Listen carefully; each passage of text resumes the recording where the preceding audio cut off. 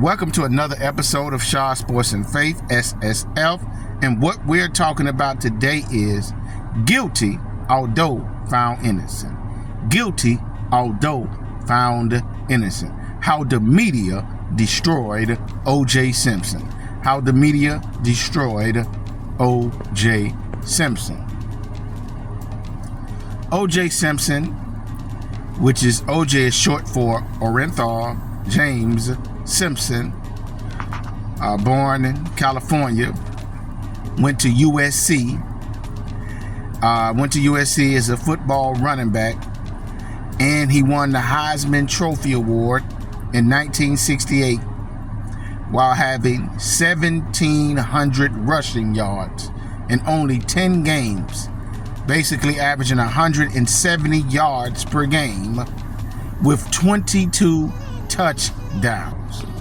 O.J. Simpson, 6'2", 200 and something plus pounds, extremely fast, one of the fastest running backs to ever play the game, elite vision, where if he sees a hole in the backfield, he's going to go through that hole that the offensive lineman made for him, and he's going to hit it with speed.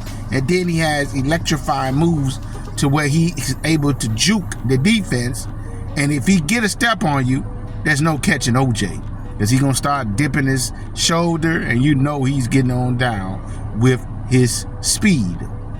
O.J. Simpson having an exemplary college, the years he was in college was exemplary. He was drafted by the Buffalo Bills in the first round. Now, usually when you're the best player in college, you're gonna be drafted high. You're gonna be a high draft pick, which means you're gonna go to a bad team. So OJ was drafted to Buffalo, leaving USC, which is sunny, beautiful weather, going to Buffalo, New York, which is very cold, snow. Then he's playing on a bad team when he was with USC, a good team. So he didn't start off playing too well.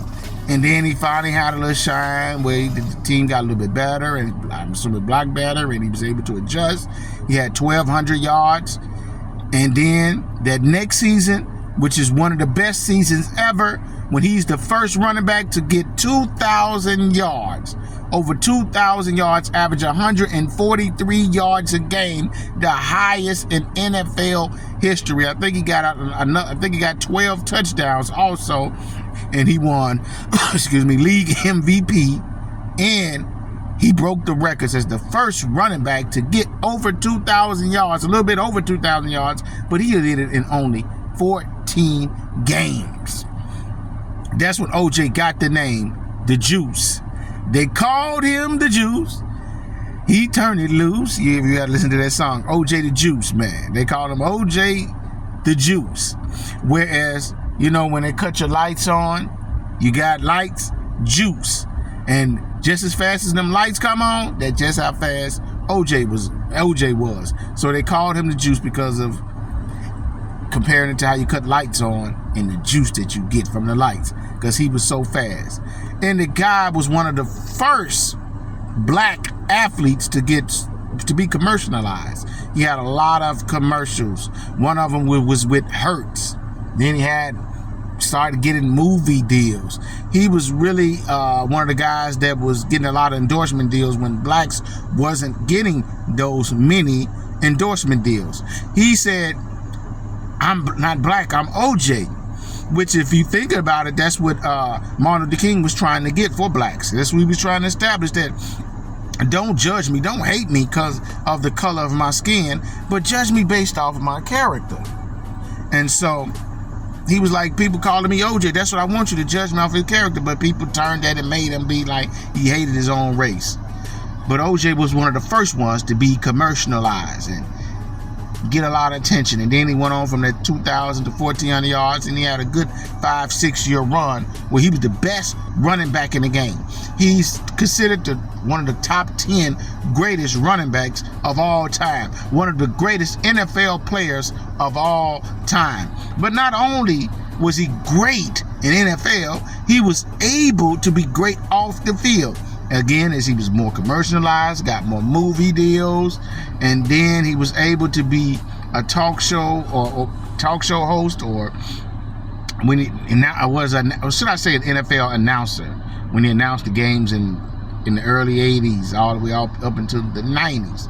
Well, he had an incident where his wife was killed, his ex-wife or his wife was killed in a gruesome way, neck almost cut off, and Ron Goldman, his neck was almost cut off as well, and blood just everywhere. So of course OJ was the guy that they felt like he did everything, and they usually gonna get the husband, and he has been. He was called in. She had called the police for a few domestic events that happened, domestic violence events against her that happened at the hand of OJ. So everybody just, said it was OJ, and then everybody just felt OJ was guilty. Well, OJ hired Johnny Cochran, got some other good lawyers, and he was found not guilty. Even during that time in LA, where the cops had beat up Rodney King real bad, and LA cops was known for being racist and prejudiced and planting false evidence against guys, getting them locked up. So everybody like, man, they probably gonna get OJ, and OJ got off. But although OJ was found not guilty although he was found not guilty in the eyes of the media, OJ was found guilty. He lost the civil court. I think at that time he was worth $25 million. He had to pay the Goldman family, and I'm assuming the Goldman family $33 million, which at that time he was only worth $25 million. His name was dragged through the mud all the time, and now, unfortunately, which if he lived right, hopefully he going on to be with Christ. If he lived right, he died April the 10th, and people just criticizing, talking about him. He's a murderer. He's a no good for nothing man. He's a no good for nothing human being. You seeing black people talking about him. Stephen A. Smith was one of them. Chris Broussard was one of them. Doug Gottlieb was one of them. Caitlyn Jenner, which was his name was Bruises in there one time. Good riddance. They talking about him like a dog, criticizing him when the man was found not guilty. Even if you go back with the case, they said it was all type of, if you just look at the case, it was all type of blood. I mean, just a bloody mess. But you couldn't find any blood in O.J. Simpson's truck. No blood there. Matter of fact, the only blood that they found there was when they took a blood sample from him, and the racist, prejudiced cop, Mark Furman, held on to the man blood when the blood was supposed to be came to the defense. And when no blood was in the car, all of it didn't ever, just out of the blue, blood was found in the car. Little traces of blood, and little traces of blood from that accident, when none of that was in the car at first. And Mark Furman was on the record saying that he hate blacks. He joined he joined the police force just to get blacks.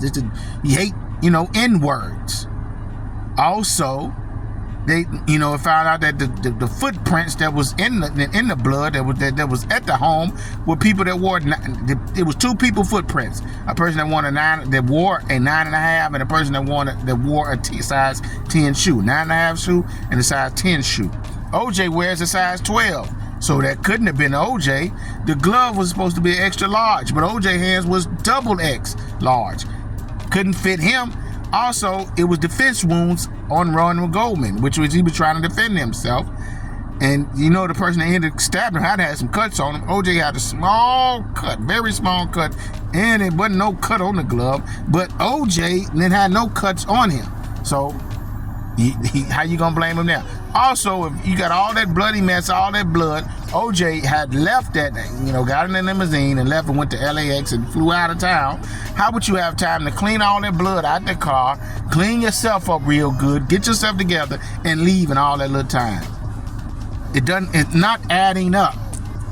Also, allegedly, rumors had it that Nicole Brown, I'm not trying to dog nobody out, but I'm just telling you what I read, what I saw. A lot of people been saying that Nicole Brown was on drugs, and she wasn't paying the drug dealers like that. They say Ron Goldman was working in a restaurant that was but basically a front for drug dealers. A lot of drug dealers worked there. A lot of Ron Goldman was probably, people believe that Ron Goldman was bringing drugs to Nicole.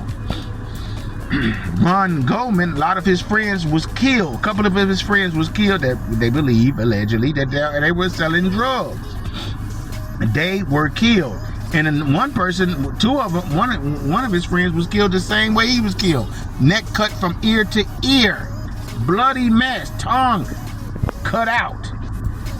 Nicole and Ron Goldman, both of their necks was cut from ear to ear in a horrific way. And then that tongue looks like somebody got a pair of pliers and took that tongue out, which you call it the Colombian necktie. So this looked like more of a drug deal gone bad killing. Like she didn't pay or he didn't pay and the drug didn't come. And they was coming to kill Ron Goldman and Nicole was just involved. So OJ didn't have nothing to do with this. He was found not guilty, but not in the media eyes. Found not guilty, but guilty in the media eyes. And everybody's just been criticizing, and the media has been criticizing this man. And even his stuff was stolen. When he went to jail in 2007, his items were stolen. He had a lot of different items that were stolen out of his home. Where they said cops was known for stealing stuff out of people's homes. His stuff was these certain cops, and his stuff was stolen. So he went back to get his stuff back. He didn't have a gun, but some guys he didn't even know that came with him had guns, which turned out to probably be informants. And OJ getting locked up, but the person that had the guns didn't get any time on it. So OJ took the rap for all of that, which that was basically a setup. So how this man at one point was looked up as a person that everybody was looking up to, but how the media destroyed him. The media make stars and they can make a person a villain. Guilty, although proven innocent. How the media destroyed O.J. Simpson. They painted stuff, turned stuff the whole way, even when they made the documentary. Why O.J. wasn't in this documentary? I believe some of them people that was in that documentary, O.J. probably didn't even know these cats. Like, who is you, man? Who is this? They could paint you a certain way. Because he who controls the media controls the mind. So they could paint you a certain way, make you look all the way bad because you're not one of their guys anymore. You're not one of the guys they want to promote it. And plus, a white girl was killed. A white woman was killed. Let's be honest. Prejudice still going on. And at that time, in LA, definitely prejudice. So a white woman was killed. They didn't want to put it on a mob, but couldn't find a mob. They wanted to get a black man, and a black man that people was looking up to. We had to make OJ that guy.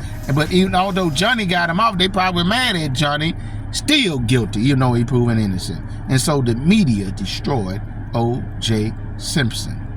Unpopular opinion, it's an unpopular opinion in mainstream media. But I'm telling you what I believe is the truth. And it makes me upset that all these people just destroying this man and his death when he didn't do it. Like, share, subscribe, comment, tell me what you guys think. Peace and love.